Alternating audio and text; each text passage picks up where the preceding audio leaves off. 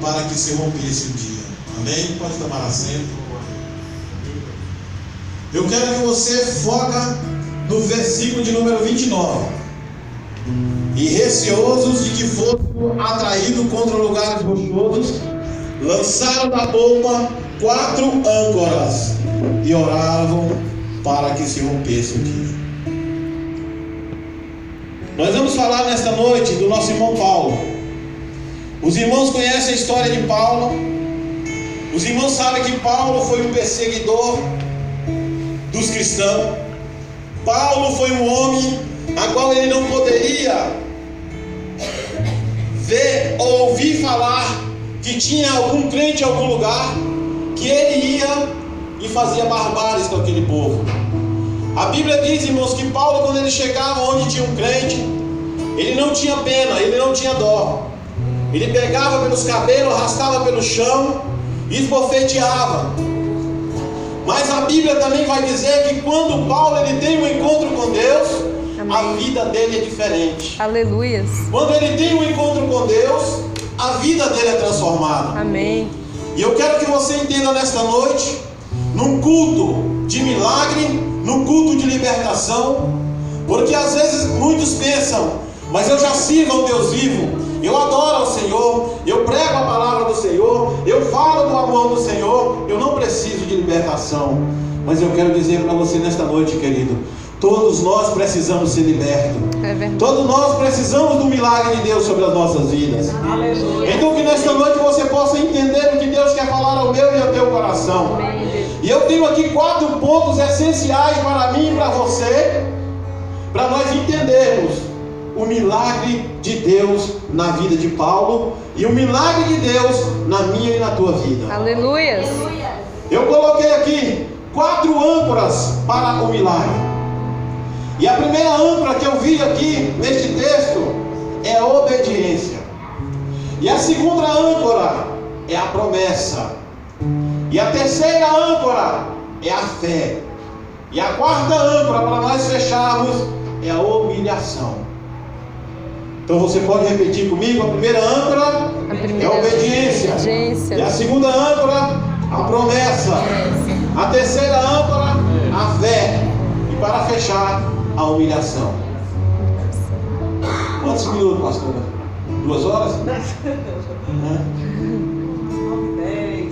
Amém. Meia hora, irmãos, tá bom?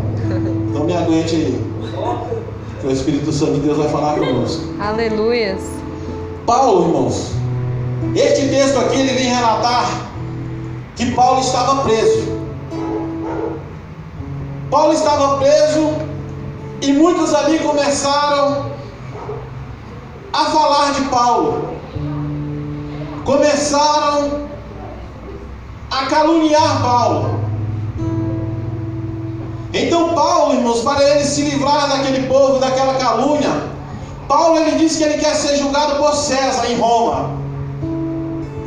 Paulo ele poderia ser solto, mas quando ele fala que quer estar na presença de César, aquele povo então aprisiona Paulo novamente.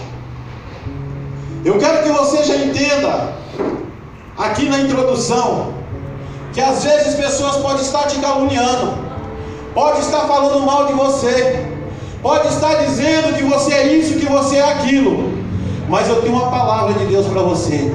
Continue na vontade de Deus. Aleluia. Continue perseverando na presença de Deus, porque a vitória é tua. Aleluia. Porque a bênção é tua. E porque Deus está com você. Aleluia. Então Paulo ele é aprisionado. E a Bíblia vai dizer então que Paulo é levado para a Itália. Então eles começam a entrar no navio rumo à Itália. E a Bíblia também ela vai dizer neste texto que um moço chamado Júlio, que era um centurião, ele era aquele que cuidava de Paulo. Ele estava ali, para onde Paulo ia, ele estava do lado de Paulo. Ele foi ali incumbido em cuidar de Paulo, mesmo ele estando preso naquele navio. Mas a Bíblia também vai dizer que aquele homem então ele começa a gostar de Paulo. E aí ele libera Paulo para que Paulo fosse andar até seus amigos. A Bíblia também ela relata neste texto que estava naquele navio, Lucas estava ali naquele navio também, e era amigo de Paulo. Mas o que eu quero que você entenda nesta noite, que quando aquele povo estava ali naquele navio, rumo à Itália, diz que ele chega em um lugar chamado Bons Portos. Segundo os historiadores, eles vão dizer que Bons Portos era um lugar aonde era muito bom para um navio estar, era muito bom para onde aqueles homens pudessem ali atracar o seu navio e ficar ali. E a Bíblia vai dizer que mais adiante tinha outro porto chamado Fenícia. Mas diz que lá em Fenícia, lá era o lugar da baderna, lá era o lugar da bagunça, lá era o lugar da bebedeira, lá era o lugar dos horrores. Mas diz que quando eles chegam ali em Bons Portos, o vento era contrário. E naquela época, irmãos, não tinha bússola. Naquela época eles navegavam seguindo o sol ou as estrelas. Entenda que você vai entender a mensagem nesta noite. Amém. Nós estamos aqui só passando o que acontecera com Paulo. Então eles estavam ali, quando chega ali naquele lugar chamado Bons Portos, a Bíblia vai dizer que Paulo, ele fala para Júlio: olha, não é bom que nós vamos navegar. Não é bom que nós vamos para o mar navegar, porque o vento está contrário. E o vento está perigoso. Mas Júlio, ele não deu ouvido a Paulo, porque naquele navio tinha um comandante e tinha um mestre. E como é que aquele homem iria dar ouvido para um prisioneiro? Porque Paulo, ele estava sendo prisioneiro. Mas o que eu quero que você entenda, ele estava sendo prisioneiro, mas ainda era um servo do Deus Altíssimo. Aleluias.